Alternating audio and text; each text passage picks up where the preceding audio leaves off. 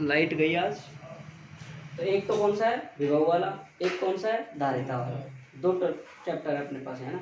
और थोड़े बैगों को साइड में कर दो, सीरीज वाइज बैठा हूँ, सीरीज बना दो एक तरीके से। हाँ मेरे पीछे कर ले। तो मेरी बात समझ में आ गई। दो पोर्शन है इसके, एक पोर्शन फर्स्ट तो विभव वाला है, सेकंड पोर्शन इसमें कौन सा है भाई, धारिता वाला पोर्शन है आपका। तो ये दो चैप्टर, मतलब कहने का मतलब यहाँ से इस चैप्टर से एक क्वेश्चन न्यूमेरिकल का जरूर आ जाता है। इसमें से जो धारिता वाला पोर्शन आता है, विभव वाला पोर्शन आता है, इसमें से एक न्यूमेरिकल जरूर आ जाता है, उसके कैसे कहीं से भी आ जाता है। और एक जैसे पिछली बार धारिता वाले में से क्वेश्चन का नहीं आया और उसमें से क्वेश्चन आ गया, किसमें से भाई, अपने पहले चैप्टर से आया था, एक सिंपल सा क्वेश्चन आया था 1 नंबर। तो ऐसे कोई सा भी क्वेश्चन कहीं से उठ के कैसे भी आ सकता है। बस आपको लेसन के प्रति एक समझ उत्पन्न करनी है, बस एक मतलब आपको उसके पीछे लगे रहना है कि ऐसे होगा ऐसे होगा। आप साथ साथ करते रहिए, कंप्लीट चैप्टर होते ही आपका टेस्ट होगा। कल आपने आपके पहले चैप्टर का आकलन कर लिया। देखो आप सबको मैंने उतना ही पढ़ाया, गुड़िया को भी, लड़की को भी इतना ही पढ़ाया मैंने, इसको भी ऐसे इतना ही पढ़ाया था, उनको भी है। तो ये बच्चों ने भी तो किया है, इनको कोई मैंने अलग से थोड़ी पढ़ाया है। आपको पढ़ाया जैसा इनको पढ़ाया मैंने, भाई मैंने तो इनको भी ऐसे ही पढ़ाया। यहाँ बैठ के ये पढ़ रहे हैं, यहाँ बैठ के तुम पढ़ रहे हो। बाकी आपका ये था कि आप घर जाके प्रैक्टिस नहीं करें, इन्होंने घर जाके प्रैक्टिस करी। तो प्रैक्टिस प्रैक्टिस मोर प्रैक्टिस बराबर परफेक्ट बनाती है, ठीक है। बाकी नाम लिखो लेसन का, लिखो भाई। स्तर, वैद्युत विभव एवं धारिता, लिखो भाई। स्तर, वैद्युत विभव एवं धारिता, चैप्टर संख्या 2, ठीक है भाई। डाल लीजिए कॉपी के ऊपर, चैप्टर संख्या 2, स्थिर वैद्युत विभव एवं धारिता, ठीक है। अब सबसे पहले अपने पास जो चैप्टर आता है वो आता है, टॉपिक आता है वो आता है विद्युत विभव। आप सुनेंगे केवल और केवल, यहाँ से छोटा क्वेश्चन आने के चांस होते हैं, डेफिनेशनों से ध्यान रखना इस बात का। विद्युत विभव, इलेक्ट्रिक पोटेंशियल, ठीक है भाई। डेफिनेशनों से मैं फिर कह रहा हूँ, छोटा क्वेश्चन आने के चांस होते हैं यहाँ से। जैसे पिछली बार फ्लक्स का आया था, तो अब आप तो कॉपियों को साइड में रख के आप समझो पहले आप कि क्या होता है विभव, क्या नहीं होता है, इन चीज़ों को सबको समझो आप। कि कोई हमारे पास में, मान लो कोई हमारे पास में बिंदु आवेश है, यहाँ ये क्या है हमारे पास में, कोई क्यू आवेश है, ये कोई बिंदु आवेश है, ठीक है। ध्यान समझना, मैं पहले थोड़ी एक्सपेरिमेंटल तरीके समझा रहा हूँ, फिर मैं स्टेटमेंट तरीके समझाऊंगा। तो अपने पास में क्या है, कोई एक बिंदु आवेश है, ठीक है। ये क्या रखा है, यहाँ से 8 दूरी पर कोई पी बिंदु पर रखा हुआ है। क्या रखा हुआ है यहाँ पर, पी बिंदु पर रखा हुआ है, पी बिंदु पर। पी बिंदु, देखो ये बिंदु आवेश है, 8 दूरी पर कोई पी बिंदु है, जहाँ पर हमको क्या ज्ञात करना है, विभव ज्ञात करना है। क्या ज्ञात करना है हमको, विभव ज्ञात करना है। अब एक बात देखो, यहाँ अनंत से हम जब कोई परीक्षण आवेश, अनंत से हम कोई परीक्षण आवेश को जानते हो क्या होता है। मैंने पिछले चैप्टर में आपको बताया था कि एक काल्पनिक होता है, इसका स्वयं का कोई अस्तित्व नहीं होता, ये दूसरे की स्थितियों में कोई चेंज नहीं करता, मतलब एक न के बराबर होता है। तो इस आवेश को हम अनंत से क्या लाते हैं, इधर लाते हैं। देखो यहाँ पर इधर की साइड में कौन सा बल लगेगा, प्रतिकर्षण बल लगेगा, नहीं लगेगा भाई। ये प्लस है, ये प्लस है, इधर साइड में कौन सा बल लगेगा, प्रतिकर्षण बल। जब हम इसको यहाँ से इसके विरुद्ध लेके आएंगे तो आकर्षण बल इधर कौन सा लगेगा, अट्रैक्टिव फोर्स लगेगा। तो देखो ये जब यहाँ से इसको विरुद्ध तो लेके आएंगे अपन, तो ऋणात्मक होगा। कभी भी ये चीज मत करा करो, स्ट्रक्चर ऊर्जा में यहाँ भी ऋणात्मक होती है। अरे कैसे होती है, विभव ऋणात्मक होता है, कैसे ऋणात्मक आता है, वर्कडन कैसे आएगा, वो चीज समझो आप। तो अपन ने देखा कि अनंत से कोई बिंदु को जब हम किसी विद्युत क्षेत्र के किसी बिंदु तक लाने में जिस विद्युत क्षेत्र के विरुद्ध जो कार्य किया जाता है वो कहलाता है हमारा विभव। कि कोई भी बिंदु आवेश को या परीक्षण आवेश को जब हम अनंत से किसी विद्युत क्षेत्र के एक बिंदु तक लाते हैं और विद्युत क्षेत्र के विरुद्ध जो कार्य किया जाता है वो हमारा कहलाता है विभव। कि एकांक धनावेश को अनंत से जब हम विद्युत क्षेत्र के अंदर विद्युत क्षेत्र के विरुद्ध लाते हैं वो होता है, आँखा ध्यान है, ये बहरा है मत, ध्यान दे। वापस सुनो, यहाँ से इस आवेश को आप कहाँ ला रहे हो, इधर ला रहे हो, लेकिन किसके विरुद्ध ला रहे हो, विद्युत क्षेत्र के विरुद्ध ला रहे हो, नहीं ला रहे हो। यहाँ से ये जो विरुद्ध ला रहे हो ये किया गया कार्य क्या कहला रहा है, हमारा विभव कहला। क्या कहला रहा है, हमारा विभव। टाइम का ध्यान रखो, है ना, कोशिश करो टाइम पे आ जाओ, जगह पड़ी आ गए, आ जा खूब आ जाएगा, तू तो खूब बैठ जाएगा। समझ गए, अरे मेरी बात समझ गए। एक बार वापिस से मैं एक्सप्लेन कर रहा हूँ, ध्यान से सुन लो, समझ लो। कि आपका ये परीक्षणावेश है, इसको आप क्या करो सतीश ध्यान दें, इसको कहाँ से ला रहे हो, अनंत से विद्युत क्षेत्र के अंदर ला रहे हो, और विद्युत क्षेत्र के विरुद्ध लाने में जो किया गया कार्य है वो हमारा क्या कहला रहा है, विभव कहला रहा है। अब आप एक बात और देख लीजिए, आपने 11th क्लास में पढ़ा है कि जो विरुद्ध जो कार्य किया जाता है, किसी बिंदु के विरुद्ध कार्य किया जाता है, वो कार्य ऊर्जा के रूप में भी संचित हो जाता है। बोला था ना मैंने पढ़ाया जिन बच्चों को, work done is equal to energy. अरे डब्ल्यू बराबर आपने ये नहीं पढ़ा, यू पढ़ा है ना आपने, किया गया कार्य ऊर्जा में संचित हो जाता है। तो वही बात आएगी, तो इसको कार्य के फॉर्म में भी लिख सकते हैं और हम इसको ऊर्जा के फॉर्म में लिख सकते हैं। बात आ गई समझ में, मेरी बात समझ में आई कि कोई भी बिंदु आवेश को जब हम अनंत से विद्युत क्षेत्र के अंदर लाते हैं तो उस विद्युत क्षेत्र के विरुद्ध जो कार्य किया जाता है वो हमारा क्या कहलाता है, विभव कहलाता है। आप तो यूं समझो, इसको आप यहाँ से इधर लेके आ रहे हो, ये हमारा क्या है, इलेक्ट्रिक फील्ड है, ठीक है। इसको लाने में विरुद्ध तो आएगा भाई, विरुद्ध आएगा तो ये क्या कहलाएगा, हमारा विभव कहलाएगा। और बाकी इधर जाता तो कोई विरुद्ध नहीं होगा, क्योंकि इधर तो रिपल्शन फोर्स लग रहा है, जैसे इधर क्या लग रहा है, अट्रैक्टिव फोर्स लग रहा है, ठीक है। समझ में आ गई मेरी बात, समझ में आई नहीं है भाई, कि कोई भी हम आवेश को जब अनंत से विद्युत क्षेत्र के अंदर लाते हैं, उस विद्युत क्षेत्र के विरुद्ध जो कार्य किया जाता है वो कहलाता है हमारा विभव।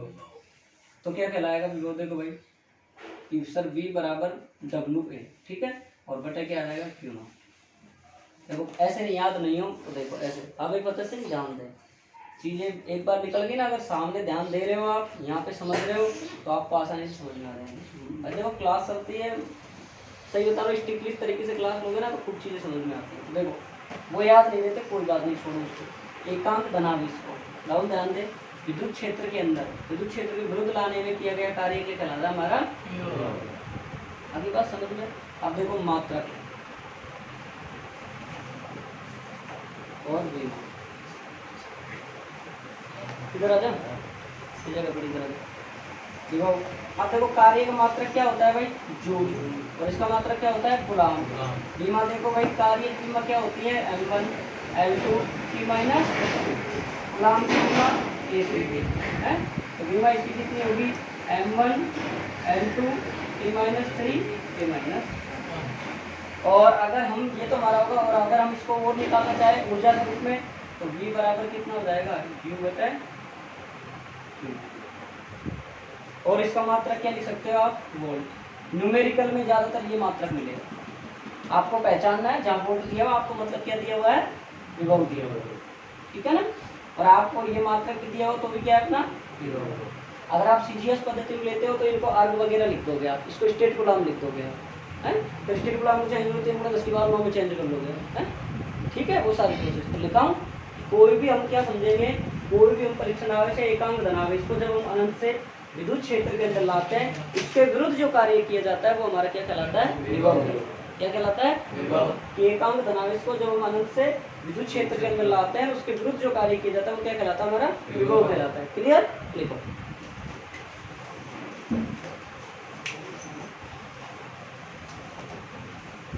किसी एकांक धनावेश को लिखो भाई, किसी एकांक धनावेश को अनंत से, किसी एकांक धनावेश को अनंत से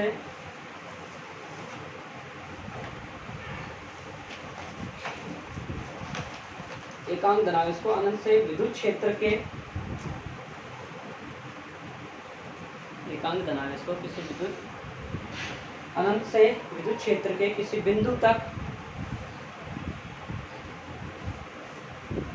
विद्युत क्षेत्र के किसी बिंदु तक विद्युत क्षेत्र के विरुद्ध, विद्युत क्षेत्र के विरुद्ध,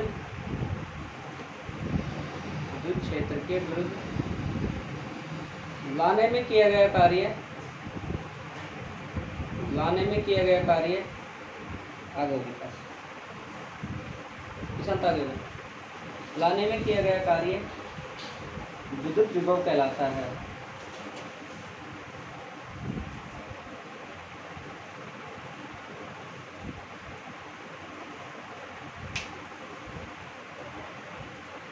देख लो ये डेफिनेशन लिखो ना, इसको आप लिख सकते हो। चलो मैं लिखवा दूंगा इसको लिखो पहले, यहाँ तक दोनों लाइनों को लिखो तो लिखवा दूंगा। धीरज सुने ले, सुधर जा, टाइम पास सीख लो, मान लो।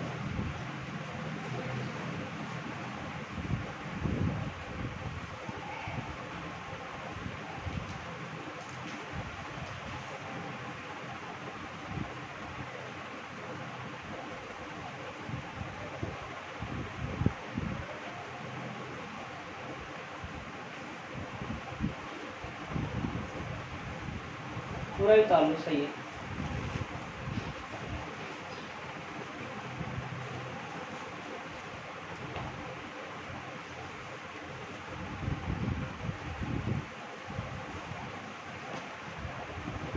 हो गया, फास्ट करो, हो गया होगा, हो गया।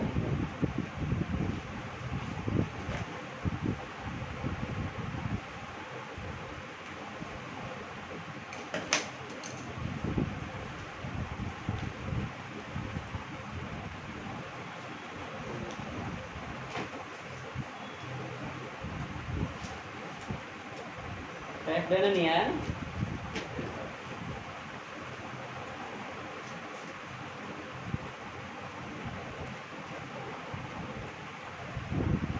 चलो, हो गया अमित? जैसे ही समझ में आया बिल्कुल, कोई दिक्कत?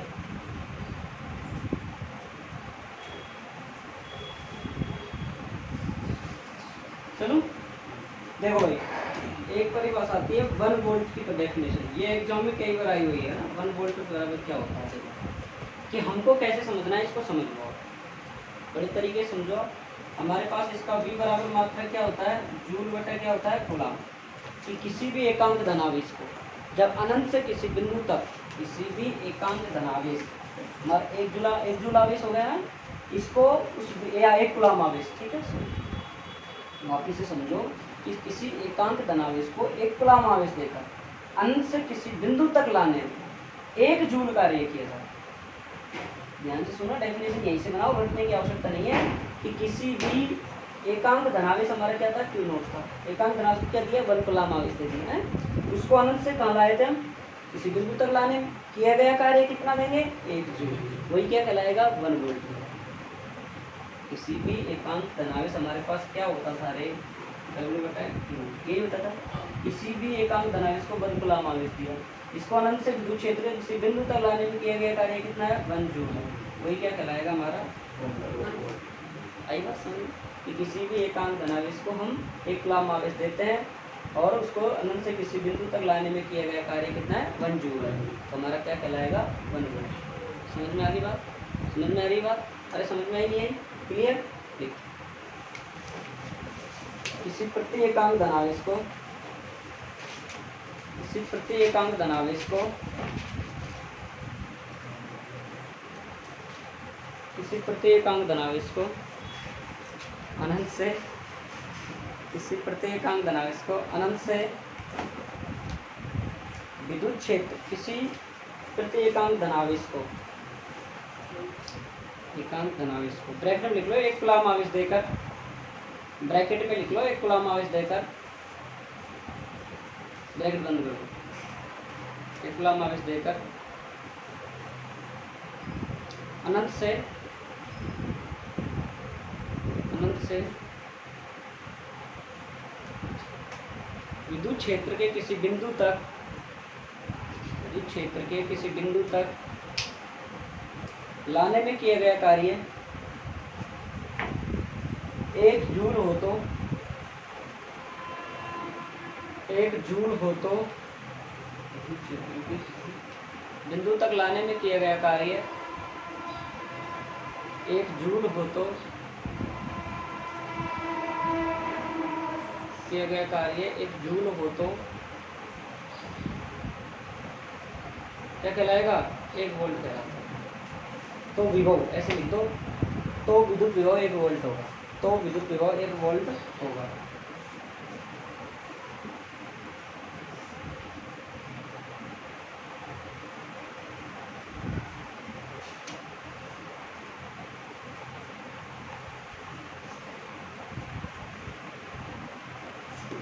देखो दोनों डेफिनेशन बहुत बार पूछ रही है, पढ़ने कहीं से आया नहीं यार,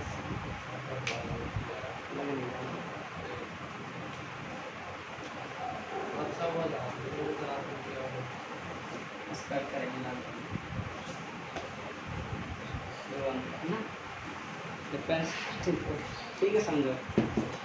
विभवांतर क्या होता है, देखो भाई, कोई आपके पास में एक प्रश्न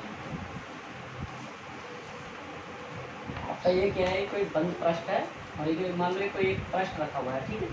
इसमें से एक बिंदु आवेश को एक बिंदु से दूसरे बिंदु तक ले जाने में किया गया कार्य क्या कहलाएगा, हमारा विभव। विभव अंतर मतलब विभवों का अंतर, विभव अंतर, विभव का अंतर। इसकी संधि विच्छेद करोगे तो क्या हो जाएगा, देखो इसके साथ हिंदी पढ़ रहे हो, विभव प्लस अंतर है। यहाँ कितना हो जाएगा वी, यहाँ कितना हो जाएगा वी, ये क्या कहलाएगा V A minus V B है। इनका अंतर किसको, किसी आवेश को एक बिंदु से दूसरे बिंदु तक ले जाने में किया गया कार्य क्या कहला रहा है, हमारा अंतर। तो जैसे इसको हम क्या लिख सकते हैं, सर इसको आप क्या बताओ, ये लिख सकता हूँ, नहीं लिख सकता हूँ, बताओ कि किसी एकांक धनावेश को एक बिंदु से दूसरे बिंदु तक ले जाने में किया गया कार्य क्या कहला रहा है, हमारा। किसी बिंदु आवेश को एक बिंदु से दूसरे बिंदु तक ले जाने में किया गया कार्य क्या कहला रहा है, हमारा।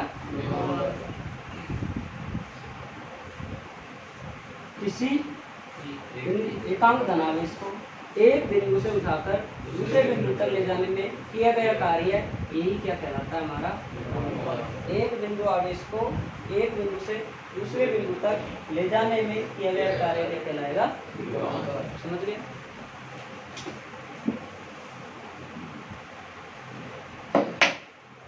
मात्रक देखिए, मात्रक सही होगा, W बटे क्यू नॉट है तो क्या हो जाएगा भाई, बोलो, जूल बटे कूलम मतलब वोल्ट, और बीमा क्या हो जाएगी, हमें जूल की क्या होती है कार्य एक बीमा M1 L2 T-2 और कूलम की T। अब क्या हो गया हमारे पास में M1 L2 T-3 और A- ये हो गया आपका विभव। अब जैसे कि अनंत पर विभव कितने माने में, 0 माने, समझते हैं देखिए, यदि अनंत पर विभव हो तो अनंत पर विभव कितना होता है भाई, 0। ये क्वेश्चन कम से कम 3 बार रिपीट हो चुका बोर्ड पर, अनंत पर विभव का मान कितना होता है, ध्यान रखना। 1 नंबर में मैं जो लाइन बताता हूँ उसको बड़े ध्यान से सुना करो और ध्यान से सीखा करो। जो कहता हूँ 3-4 बार बोर्ड में आई हुई है वो लाइन को आप इम्पोर्टेंट कर लिया करो बिना कहे। तो ये कितना होता है 0, तो हमारे पास कितना आ गया वी ए माइनस 0 बराबर W बटा क्यू नॉट। तो वी ए बराबर कितना आ गया W बटा, समझ गए, समझ गए।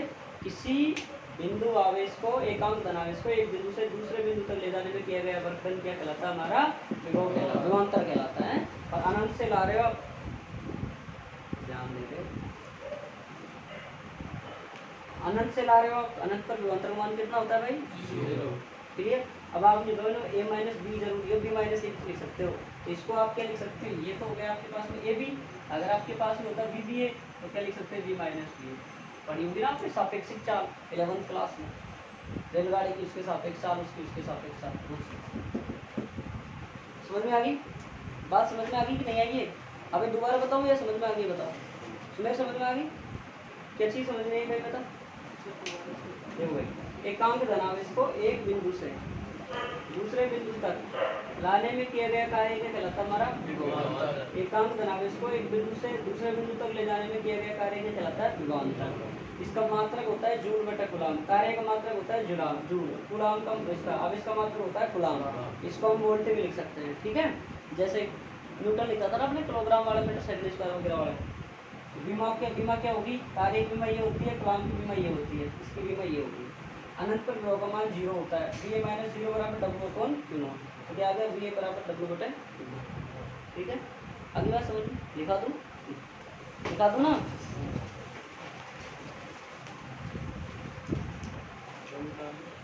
पहले लिखो एकांक धनावेश को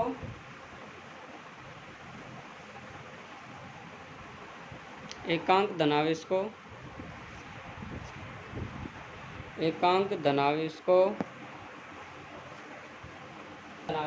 विद्युत क्षेत्र के एक बिंदु से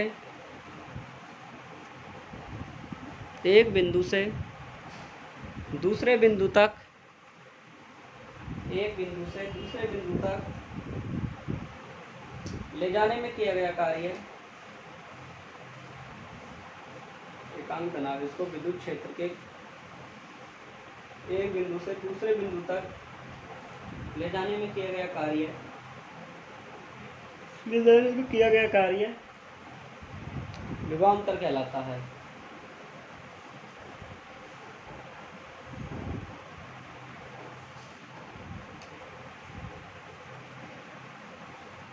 माना किसी आवेश Q0 को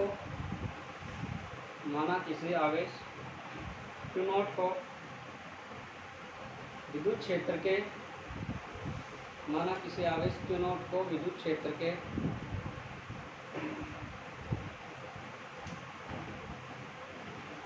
बिंदु A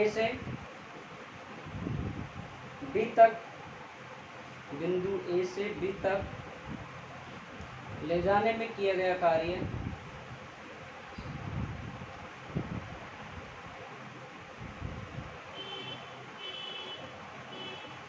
WAB है तो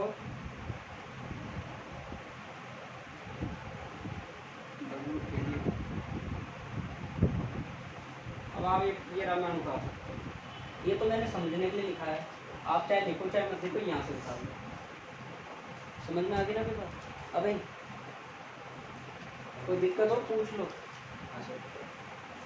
मैंने समझा जब क्या समझाया, तो पूरा ही उतारना है, ध्यान दिया कर, दिमाग को यहीं रख, है ना, हेडिंग मत दो, एकदम मैं समझो। विद्युत मैं नोट लगा लिखा था इसलिए भौतिकी। ये थोड़ी सी समझने की चीज़ है, कॉन्सेप्ट बेस्ड चीज़ है, इसको अच्छे से समझ लेना। मैं अच्छे से एक्सप्लेन करूँगा, फिर भी आप इसको कोशिश करना बहुत अच्छे से समझने की। मैं थोड़ा सा गहराई से समझाने की कोशिश करूँगा। देखो आपके पास में क्या है कि आपके पास में एक नली है बेलनाकार, ये इसका एक सिरा तो क्या है छोटा है और एक सिरा क्या है भाई इसमें बड़ा है।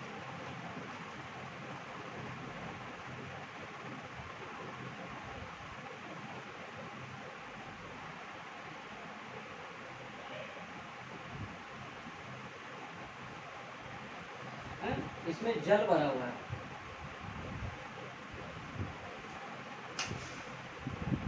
ठीक है, और इसमें भी जल भरा हुआ है,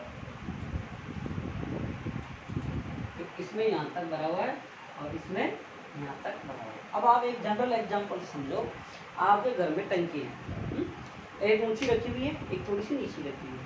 तो ऊंची टंकी में से ऊंचाई पर रखी हुई है, जो टंकी में से नीचे वाली जो टंकी है उसमें जो पानी का प्रवाह है वो कब तक होता रहेगा, जब तक उसका पानी खत्म हो जाए, दोनों का पानी, या फिर दोनों सेम रखी है तो बताओ, एक नीचे एक थोड़ी तो नहीं रखी है, तो कब तक पानी खत्म चलता रहेगा, जब तक उसका पानी कंप्लीट रूप से खाली नहीं हो जाएगा जब तक। और पानी कैसे जा रहा है, उच्च से निम्न की ओर, तो समझना अच्छे से, पानी कैसे जा रहा है उससे निम्न की ओर। अब मैं यहाँ की बात करूँ तो ये खाली हो गया था, और इसका ये डॉट खोल देता हूँ, फिर पानी किधर जाएगा, उससे निम्न की ओर, उच्च से निम्न की ओर ही तो जा रहा है, ये पानी यहाँ से चलता रहेगा और एक संतुलन की अवस्था में आ जाएगा जब इक्वल हो जाएगा, जब है अगर लगभग थोड़ा से बराबर है तो ये संतुलन की अवस्था में आ जाएगा, नहीं रहा है। तो आपने क्या समझा कि उच्च तल से निम्न तल की ओर पानी का प्रवाह हो रहा है। इससे क्या स्पष्ट कर सकते हैं कि जो हमारी विभव है भौतिकी है, उसमें जो आवेशों का जो प्रवाह होता है वो उच्च विभव से निम्न विभव की ओर होता है। ध्यान से सुनना इस बात को, बहुत गजब की बात है कि इसका जो हमारी जो भौतिकी है उसमें जो विभव होते हैं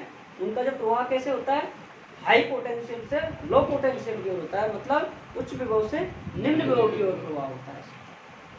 आवेशों का प्रवाह किधर होता है, उच्च विभव से निम्न विभव की ओर होता है। अगर आपके पास में धनावेशी तारा है उससे निम्न की ओर आ रहा है, और ऋणावेश में चीज ले रहे हो तो आप निम्न से उच्च की ओर जा रहे हो। मेरी बात समझ में नहीं है भाई, जो आवेशों का प्रवाह किधर होगा, उच्च विभव से निम्न विभव, समझ में आ गई। जैसे आपके पास में ये कोई आपके पास में गोला है धनावेश, ये आपके पास में गोला है धनावेश,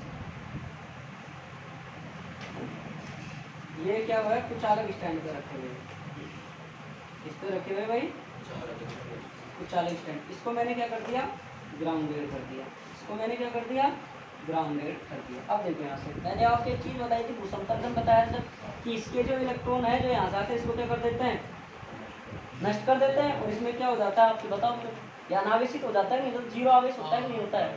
जो पृथ्वी पर जो हमारे पास में आवेश है कितना होता है, जीरो। इसको चाहे कितना भी आवेश ले लो आप, कितना भी दे दो, इसमें कोई फर्क नहीं पड़ेगा, इसका जो आवेश हो कितना होगा, जैसे अब हम इसमें बात करें कि आवेशों का जो प्रवाह है वो किधर होगा भाई, हमारे पास में कुछ विभव से होगा कि नहीं होगा। और इलेक्ट्रॉनों का प्रवाह किधर होगा, हमेशा विपरीत में होता जा रहा है, तो इलेक्ट्रॉनों का प्रवाह किधर हो जाएगा, निम्न से। समझ में आ रही है मेरी बात, समझ में आ रही है, अरे समझ में आ रही है। आप यहाँ किधर प्रवाह हो जाएगा बताओ, आवेशों का प्रवाह किधर होगा, इधर से इधर होगा या इधर से इधर होगा, इधर से इधर ही तो होगा भाई, ऋण आवेश है? और इलेक्ट्रॉनों का प्रवाह किधर हो जाएगा, इधर से इधर हो जाएगा। ये तो हो गया इलेक्ट्रॉनों का, ये हो गया आवेशों का, है? समझ में आई मेरी बात कि हमारे पास में हमने क्या समझा, आवेशों का जो प्रवाह होता है उच्च विभव से निम्न विभव की ओर होता है, अगर धनावेश है तो उससे निम्न की ओर, ऋण है तो निम्न से उच्च की ओर होता है। हमारी जो पृथ्वी है इसको क्या बोलते हैं, मानक विभव बोलते हैं, क्या बोलते हैं, मानक विभव। पृथ्वी का विभव होता है वो शून्य होता है, उसको कितना भी आवेश देते हैं हमारे पास इसके ऊपर हक हो रहा है, खा ध्यान नहीं था ना, ध्यान दे रहा नहीं था, नहीं था, देख लो ऐसे गलती ना करे, फिर कुछ भी समझ नहीं आएगी चीज, फिर तो टीचर खराब, जानते हो क्या बोलूँ, ऐसा मत करो यार, थोड़ा ध्यान दे ना, कोई बात नहीं, चल जाता है, मन है, पाप ही मन भटकता रहूँगा, थोड़ा सा इसको कबूल करो, कंट्रोल करने की कोशिश करो इंद्रियों। ये आपने एक बार वापस तेरे लिए एक्सप्लेन कर देता हूँ, ये टंकियाँ रखी हुई है, ये उच्च तल पे, इसमें हमारा जो पानी का प्रवाह है किधर बहेगा, उच्च तल से, हमारा आवेश का प्रवाह कैसे होगा, उच्च विभव से निम्न, धनावेश तो उच्च की ओर हो रहा है, ऋणावेश तो ऋण से हो जाएगा, ठीक है। ये हमारा मानक विभव की डेफिनेशन क्या है कि पृथ्वी का जो आवेश है उसका क्या होगा, शून्य होगा, क्योंकि पृथ्वी हमारे पास है कितना आवेश है, इसके पास जीरो ही तो होगा, क्यों, क्योंकि हम इसको ग्राउंडेड करेंगे तो ये इलेक्ट्रॉन आ जाएंगे, इसको निरस्त कर देंगे, अगर ये है तो यहाँ से ये चले जाएंगे, ये उसको निरस्त कर देंगे, है? तो बिल्कुल पूरा आवेश शून्य हुआ नहीं हुआ, अरे धन ऋण को कर रहा है, ऋण धन को कर रहा है, नेगलेक्ट कर दिए ना, तो आप मेरे को यहाँ से आवेश का प्रवाह क्या हो रहा है, धनावेश में, इससे इसमें किधर हो रहा है, निम्न से, इलेक्ट्रॉनों का प्रवाह विशेष का अपोजिट हो जाए, ये बात ध्यान रखना, ये मानक विभव की समझ की एक डेफिनेशन, समझ में आएगी भाई, ये चीज़ आपको समझ में आई नहीं है, ये इसका भौतिक ही अर्थ है, बाकी जिसको समझ में नहीं आया घबराने की आवश्यकता नहीं है, कि आपको ऐसा नहीं है कि ये चीज़ें पूछ जाती हैं, ये थोड़ी सी कॉन्सेप्ट बेस्ड चीज़ है बस, और कुछ नहीं है। फिर मान लो कोई एग्जामिनर अगर थोड़ा टाइट पेपर बनाए तो मानक वो पूछ ले, ऐसे पूछ ले, वो पूछ सकते हैं, नहीं बाकी सिंपल पेपरों में तो इसका कोई काम नहीं है। नोट सर ये हमारा बड़ा टाइम क्या है, दबाव से नहीं जाएगा, ऐसे दबाव से मतलब ज़्यादा प्रेशर मतलब वजन नहीं सर की बात नहीं कर रहे, देख जैसे वायु है, वायु किधर बहेगी, उच्च ताप से निम्न ताप की ओर बहेगी, उसमें है उच्च ताप से निम्न ताप की ओर जाएगी, नहीं सर, वैसे उधर की साइड छोटा है और इधर बड़ा है, तो इधर ज़्यादा पानी रहेगा, इधर पानी ज़्यादा रहेगा, अपन ने इसको इतना रखा है, नीचे रख रखा है इतना, अब जैसे ये है इसका हम कॉर्क खोलेंगे, डायरेक्ट इससे नीचे बनेगा, अपने पास में ये टंकी है, देख ले नली, देख ले नली का एक सिरा ऊंचा कर रखा है नीचे, तो जैसे इसको थोड़ा सा कुछ भी या तो इसको गांठ लगा रखे बीच में, उसको हटा दे, गांठ लगा रखे उसको हटा दे, तुरंत पानी नहीं भरेगा, भगेगा नहीं। अरे जो मकान बनाते हैं वो ना तो करते हो बांधते हैं ना, वो छोटी नली में देखते हो तो देखा करो उसमें से तुरंत, तो वो भी कॉन्सेप्ट यही है, आगे समझ लेवल नली, क्या बात है श्याम, मेरा बेलदारी करने की सोच रखा है ना, मत लिखो भाई, बस लाभ आगे तो पहला ही क्या है उन्होंने तुरंत लो, देखो विद्युत विभव किसी भाग पर, विद्युत विभव किसी भाग पर, विद्युत विभव किसी भाग पर, विद्युत विभव किसी भाग पर विद्युत क्षेत्र का अदिश रूप होता है,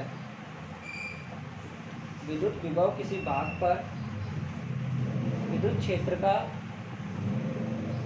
अदिश रूप होता है, अदिश रूप होता है। इसके बाद देखो पृथ्वी के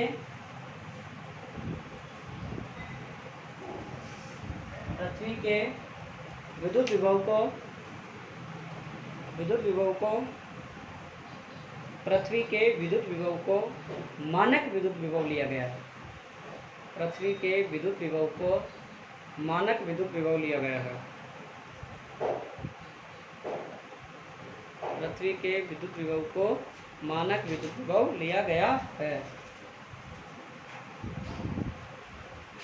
पृथ्वी पर विभव को पृथ्वी पर विभव को शून्य लिया गया है, विभव को शून्य लिया गया है। अब लिखो आवेशों का प्रवाह, आवेशों का प्रवाह उच्च विभव से निम्न विभव की ओर होता है। आवेशों का प्रवाह उच्च विभव से निम्न विभव की ओर होता है।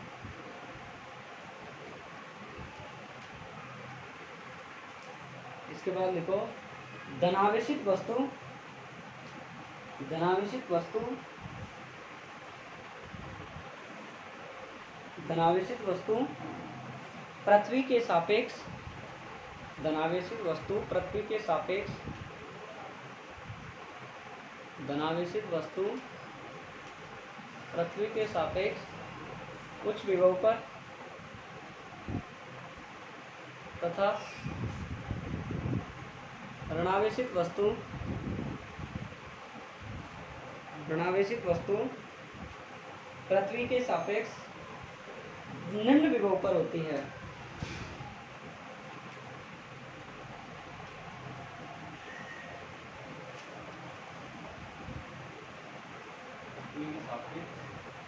निम्न विभव पर होता है।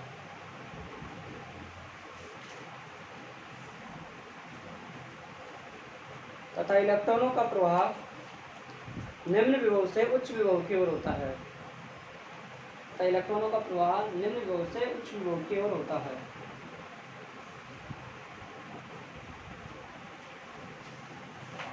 अनंत पर, अनंत पर विभव शून्य माना गया है।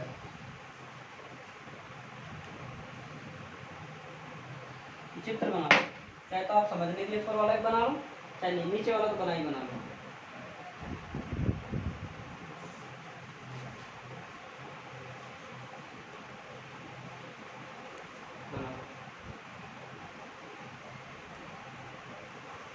श्याम समझ में आ रहा?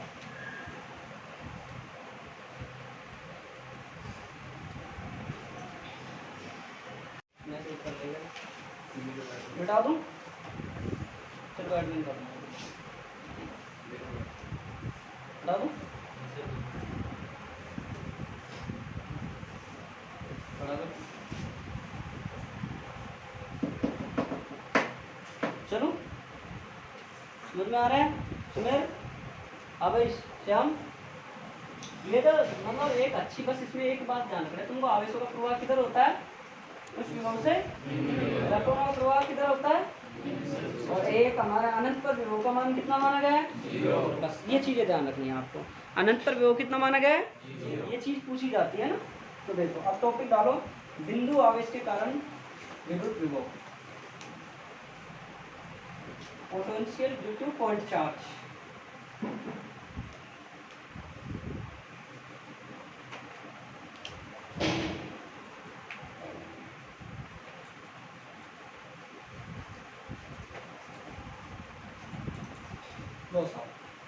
वैसे आप पढ़ चुके हो बिंदु आवेश के कारण विद्युत क्षेत्र की है, सब पढ़ चुके हो ना। Due to electric field potential intensity पढ़ा है नहीं पढ़ा आपने? तो देखो आप माना कोई, इधर देखो भाई, सामने सामने देखो आप, डेरिवेशन होगा इसका ना। माना कोई बिंदु आवेश क्यू है मेरे पास, ये r दूरी पर इससे कोई p बिंदु रखा हुआ है। देखो ध्यान सुनना, मिलना बाद में। कोई बिंदु आवेश मेरे पास में क्या है? क्यू है। इसको ऐसे नहीं लिखो तो ऐसे बहुत से टीचर इसको ऐसे भी कराते हैं, ठीक है? कि कोई बिंदु आवेश क्यू है, कोई एक बिंदु आवेश क्यू है, ये r दूरी पर इससे कोई p बिंदु रखा हुआ है, जहाँ पर हमको क्या ज्ञात करना है? विभव ज्ञात करना है। पीछे चीजें भूलो, तीव्रता नहीं करनी यहाँ पे, कहीं वो तीव्रता लिख दो। क्या ज्ञात करना है हमको? पोटेंशियल ज्ञात करना है। क्या ज्ञात करना है? विभव ज्ञात करना है। अब यहाँ से अनंत दूरी से, अनंत से कोई आपका परीक्षण आवेश यहाँ से अपन इधर ही तो लाते ही हूँ भाई। विभव क्या होता है कि कोई भी बिंदु आवेश को, परीक्षण आवेश को हम अनंत से जब विद्युत क्षेत्र के किसी बिंदु पर विद्युत क्षेत्र के विरुद्ध लाते हैं, जो कार्य होता है वही तो हमारा विभव कहलाता है। तो इसको भी हम अनंत से लाएंगे यहाँ से, तो इसको अनंत से लाते लाते यहाँ से छोटे छोटे अल्पांश में बटा हुआ है, तो हम क्या करेंगे, यहाँ से एक अल्पांश देख लेंगे। एक तो ये अल्पांश ए है और ये एक अल्पांश बी है, इसके बीच की क्या है दूरी, dx है। और यहाँ से और ये अल्पांश की दूरी होगी ना, वो कितनी होगी, x होगी। कितनी होगी, x होगी। और यहाँ पर हम यह ज्ञात कर लेंगे कि जो अनंत से आप परीक्षण आवेश Q नोट को लेके आ रहे हो धीरे धीरे धीरे इन अल्पांशों पर, तो ज्ञात कर लेंगे हम यहाँ क्या ज्ञात कर लेंगे, विभव ज्ञात कर लेंगे। क्या ज्ञात कर लेंगे हम यहाँ पर, विभव ज्ञात कर लेंगे। तो एक लाइन लिखो, माना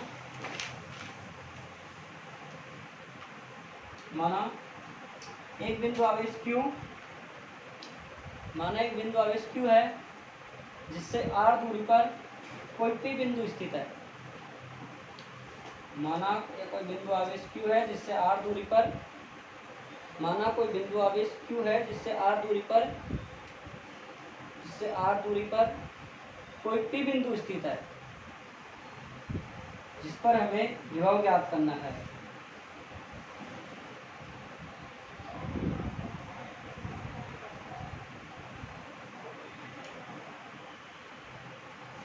लिख लिया? अब क्या क्या लिखेंगे, इतने लाइन तो आप भी लिख सकते हो खुद भी। लाने में किया गया कार्य है, या लाने में किया गया कार्य ज्ञात करेंगे, विभव ज्ञात करेंगे ना। जब क्या लिखा है मैंने, कोई बिंदु आवेश Q है जिससे r दूरी पर कोई P बिंदु है जहाँ पर हमें विभव ज्ञात करना है। यही तो लिखा है मैंने, कोई बिंदु आवेश Q है जिससे r दूरी पर कोई बिंदु P है, इससे हमको क्या ज्ञात करना है, विभव ज्ञात करना है। अब क्या लिखेंगे, इसके लिए अंश से कोई परीक्षण आवेश को हम बिंदु P तक लाते हैं और फिर क्या ज्ञात करते हैं, विभव ज्ञात है। सही है ना।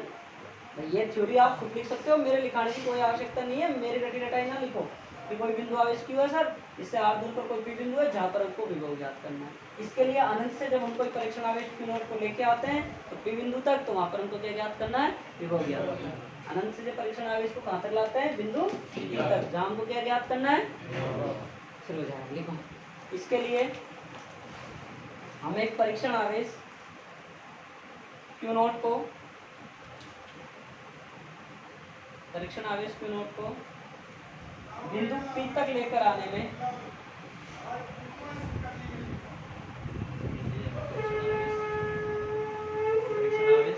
Q नोट को अनंत से बिंदु P तक लाने में किया गया कार्य ज्ञात करेंगे।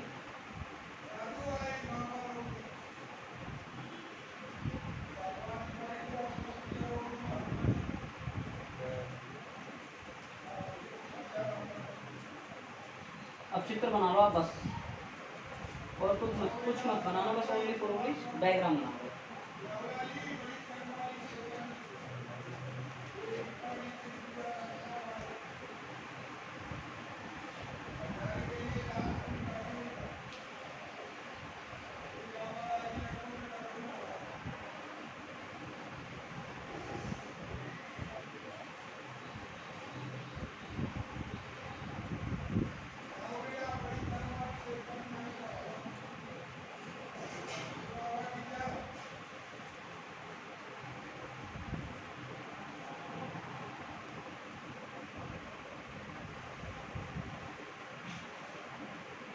चित्र बनाओ तो मेरे से कह देना। बना लिया? देखो भाई, परीक्षण आवेश Q नॉट और Q के, इसके द्वारा इस पर लगने वाला बल निकालेंगे भाई, ध्यान दीजिए मेरे। इसके द्वारा इस पर लगने वाला बल ज्ञात करेंगे। पीछे की चीजें याद करो, वो की वो है सेम, कुछ भी अलग नहीं है। कूलॉम नियम याद कर लो आप। कूलॉम नियम में क्या था, Q1 Q2 पर लगने वाला बल हमने F12 लिख लिया, लिखा था नहीं लिखा था। तो हम क्या लिखेंगे, इस पर इसके मध्य लगने वाला बल क्या होगा हमारे पास, F बराबर सर 1/4πε। सर किस किस के मध्य, Q और Q नॉट के मध्य। दोनों आवेश के बीच की डिस्टेंस कितनी है सर, x है, x स्क्वायर। सर वेक्टर रूप ले रहे हो तो कैप लगाओ। ये कूलॉम नियम होता है, ध्यान रखना। F बराबर K Q1 Q2 upon R। Vector लगाओगे तो ये कैप होगा। ठीक है, पीछे के बच्चे ध्यान रखना है, फर्स्ट लेक्चर ले लेना, समझ में आ जाएगा। और ये जो K होता है इसका मान होता है 1/4π, इसका मान होता है 9 × 10⁹। ठीक है, अब देखो यहाँ से, अब अपन को जिसे dx विस्थापित करने में किया गया कार्य भाई, इसको हम किधर ला रहे हैं, इधर विरुद्ध ला रहे हैं, बल्कि हमारा किधर जा रहा है, इधर जा रहा है प्रतिकर्षण फोर्स, तो बल्कि हम इसको किधर खींच के ला रहे हैं, इधर ला रहे हैं। तो इसको लाने में किया गया कार्य ज्ञात कर रहे हैं। तो कार्य की डेफिनेशन क्या होती है, बल गुणा विस्थापन। बल गुणा विस्थापन होती है, बल गुणा विस्थापन आ गया। ठीक है। अब हम इसको खोलेंगे, डॉट हटाएंगे, दो सदिश राशियों के बीच में डॉट हटाते तो थीटा cos थीटा आता है। थीटा यहाँ किधर आएगा, देखो सर इधर प्रतिकर्षण, इधर इसको खींच के आया तो 180 हो गया, 180 हो गया। cos 180 का मान कितना होता है -1, तो ये कितना का -f/dx, समझ में आ गई। अब इसको हम क्या ज्ञात करें, देखो हमारे पास में जो ये विभव है ये एक संरक्षित राशि होती है, विभवांतर संरक्षित राशि होती है। क्यों विभव, सॉरी क्यों होती है विभव संरक्षित राशि, क्योंकि हम सर उसको जब एक बिंदु से विद्युत क्षेत्र के अंदर उसके विरुद्ध लाने में जो कार्य करते हैं तो हमारे पास नेगेटिव आता है, और नेगेटिव आपने चीज पढ़ा है, ग्रेविटेशन भी नेगेटिव आता है। तो क्या होता है उसमें एक संरक्षी बल होता है, तो ये विभव हमारे पास क्या हो गया, एक तरीके से संरक्षी बल हो गया, संरक्षित क्षेत्र। लेकिन याद करो 11वीं क्लास, संरक्षित पथ पर निर्बंध ही करते हैं, एक बिंदु से दूसरे बिंदु की स्थितियों पर निर्भर करते हैं, प्रारंभ और अंतिम बिंदु। आपने 11वीं क्लास में पढ़ा होगा यहाँ से कि सब प्रथम से चले और सेकंड यहाँ से, पूरा एक पथ निर्भर नहीं करता कि जहाँ से चले वहीं आके खत्म हो जाए, पथ पे निर्भर नहीं करते हैं, अंतिम स्थिति प्रारंभिक स्थिति पर निर्भर करते हैं, ठीक है। संरक्षी आते हैं आप समझ जाना, ठीक है। अब बच्चे 11वीं वाले जो समझे नहीं हो संरक्षी को ज्यादा देखो, तुम तो ये देखो विरुद्ध किया गया कार्य इसलिए नेगेटिव हो गया, ठीक है। अब देखो यहाँ से, यहाँ कितना आ रहा है अपने पास x² और कितना आ रहा है dx, ठीक है भाई। अब इसका इंटीग्रेशन करते हैं, देखो dw का तो ये अवकलन फॉर्म में, d के फॉर्म में क्या आ जाएगा, w आ जाएगा। शाम टाइम देख लेना, टाइम हो गया मेरी यार बड़ी गलती, अनंत से r। देखो जो चीज कांस्टेंट है उनको बाहर ले लो पहले आप, 1/4πε हुआ थोड़ी है टाइम, कितना हो गया, चलो हो जाएगा अनंत से r, ठीक है। अब हमारे पास क्या बच गया, x² और dx। आप याद करो समाकलन कैसे करते हो, समाकलन x की पावर n और dx होता है तो क्या करते हो, xn+1 बटे n+1 + c, यही करते हो ना, इससे समाकलन होता है। और अगर अवकलन की बात हो जाए तो क्या होता है, nxn-1, यही होता है ना।